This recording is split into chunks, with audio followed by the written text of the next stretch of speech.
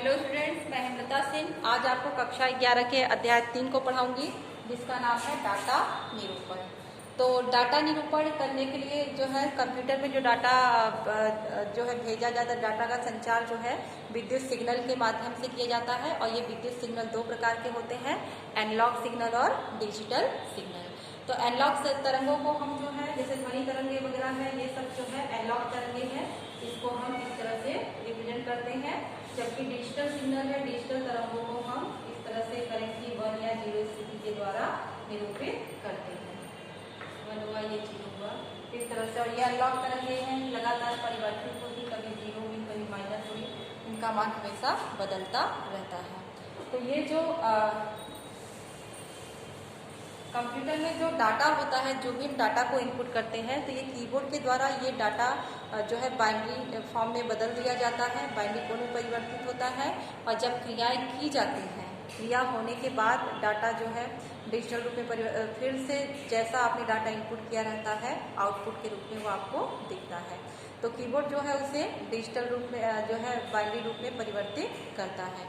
तो कोई भी अक्षर या संकेत आप इनपुट करते हैं कीबोर्ड के द्वारा, जैसे कैरेक्टर हुआ, कोई भी कैरेक्टर आपने लिया या कोई सिंबल ले लिया, तो इस तरह से सभी के को जो है ये नंबर आपने यूज किया है, तो इन सभी को ये जो है ये बाइनरी डिजिट में परिवर्तित करता है। तो जो डिजिटल कार्य प्रणाली है, ये जो है अंकों पर आधारित होती है और इसको जो है बाइनरी डिजिट 0-1 की सहायता से दर्शाती है। और यह कार्य प्रणाली जिस कंप्यूटर पर कार्य करती है उसे डिजिटल कंप्यूटर कहते हैं। और डिजिटल कंप्यूटर जो असतत आंकड़ों के आधार पर कार्य करता है। और ये डिजिटल तकनीक आंकड़ों को बाइनरी डिजिट में रूपांतरित करके क्रियाएं अधिक तीव्र गति से जो है की जाती है। तो एक डिजिटल कंप्यूटर अंकों को गिनने और जोड़ना जो है बहुत अच्छी तरह से जानता है। और जब ये बाइनरी डिजिट में परिवर्तित करता है तो उसकी कार्य करने की गति अत्यंत तेज होती है। तो डिजिटल तकनीक में जो है 4 प्रकार की अंक प्रणाली का प्रयोग किया जाता है। और ये अंक प्रणाली है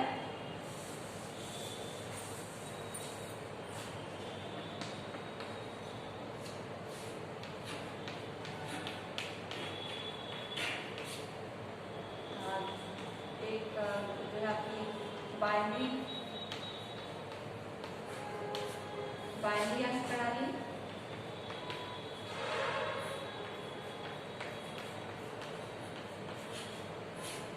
और दूसरा है हमारा दशमलव अंक प्रणाली,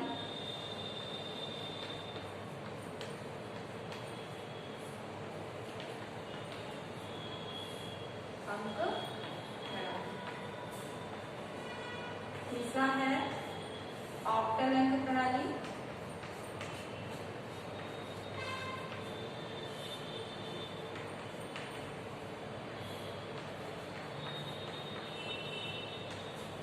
और चौथा है हेक्साडेसिमल अंक।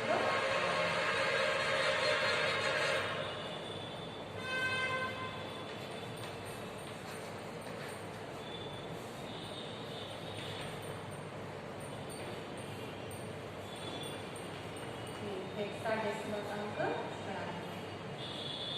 तो इसमें जो है ये 4 प्रकार की अंक प्रणाली है आपकी। और जो बाइनरी अंक प्रणाली होता है, इसमें हम केवल 2 संख्याओं का प्रयोग करते हैं, 0 और 1।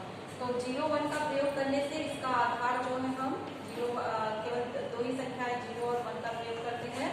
और 0-1 का प्रयोग करने से इसका आधार हम 2 लिखते हैं। कोई भी जैसे बाइनरी संख्या आपने लिखी तो इसका आधार क्या लिखा जाएगा? 2, क्योंकि कोई भी कितनी बड़ी संख्या आपको व्यक्त करनी है, इसमें जो है आधार 2 जो है 2 ही लिखा जाता है। और ये बाइनरी अंक प्रणाली में संख्या जितनी भी संख्याएं होती है वो 2 की घात अगर लेते हैं 2 की घात के रूप में लिखी जाती है। और अगर उसको दशमलव परिवर्तित करना है तो उसको 2 की घात के रूप में लिखा जाता है। और 2 की घात का मान जो है दाएं से बाईं तरफ बढ़ता जाता है। जैसे अगर इस संख्या को हमें लिखना है तो हम इसको 2 की घात के रूप में इस प्रकार से लिखेंगे। ये 1 होगा और 2 की घात 1, ये 0 होगा, 2 की घात 2। इसको सॉल्व करना हम बाद में बताएंगे आपको, अभी केवल अंक प्रणाली की बात कर रहे हैं। तो ये जो है बाइनरी अंक प्रणाली को दशमलव अंक प्रणाली में इस प्रकार से व्यक्त कर सकते हैं। और बाइनरी संख्या का आधार 2 लिखा जाता है क्योंकि इसमें केवल 2 ही संख्याएं प्रयोग हैं। अब है अगली दशमलव अंक प्रणाली। मैथ में जो हम अपने जनरल लाइफ में जो सामान्य जीवन में जो अंक प्रणाली का प्रयोग करते हैं वो दशमलव अंक प्रणाली है, क्योंकि इसमें हम 10 संख्याओं का प्रयोग करते हैं और ये 10 संख्याएं जो है आपकी हैं 0 से लेकर 9 तक के नंबर।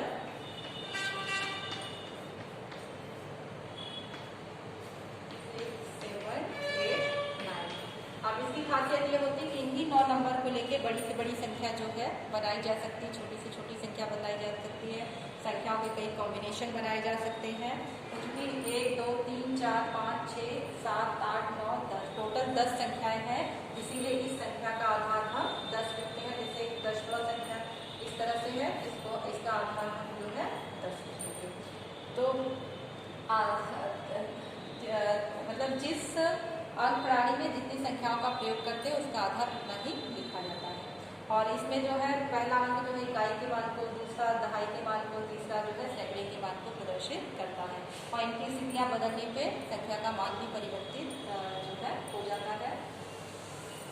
फिर आता है ऑक्टल अंक प्रणाली। ऑक्टल से ही तात्पर्य है कि 8, तो यहाँ हम 8 अंकों का प्रयोग करते हैं और ये अंक है 0, 1, 2, 3, 4, 5, 6 और 7। हम बात कर रहे हैं 8 की, लेकिन अंक जो है 7 तक है, लेकिन यहाँ टोटल कितने 8 अंक, 1, 2, 3, 4, 5, 6, 7, 8। इसलिए ऑक्टल अंक प्रणाली का आधार जो है 8 लिखा जाता है।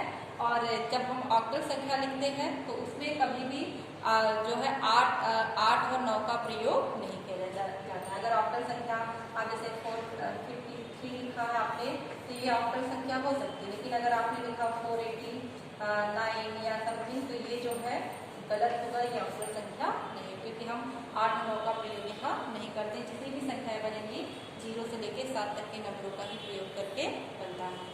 तो ये है ऑक्टल अंक प्रणाली। और जब ऑक्टल अंक प्रणाली को हम जो है डेसिमल संख्या में परिवर्तित करना होता है, जैसे आपकी संख्या है 413, तो ये एक ऑक्टल संख्या है, इसको डेसिमल अंक प्रणाली में बदलना है तो 8 की जो घात होती है वो दाएं से बाईं तरफ जो है बढ़ती है। जैसे अगर इसको डेसिमल में चेंज करना हो तो ये 8 की पावर 0 प्लस 1 इंटू 8 की पावर 1 प्लस 4 इंटू 8 ये 8 की पावर, तो इस तरह से ये 8 की घात जो है बढ़ती जाती है।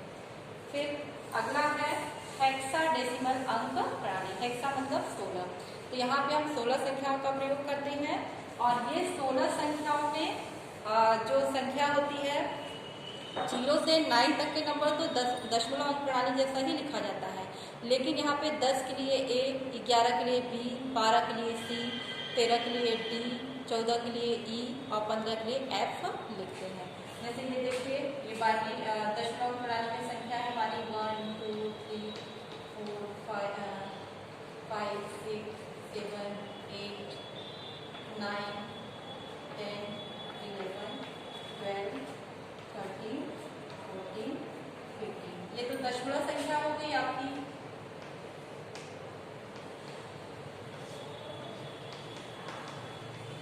दशमलव संख्या।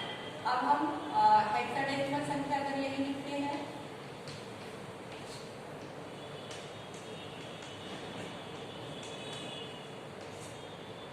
हेक्साडेसिमल संख्या अगर आपकी होगी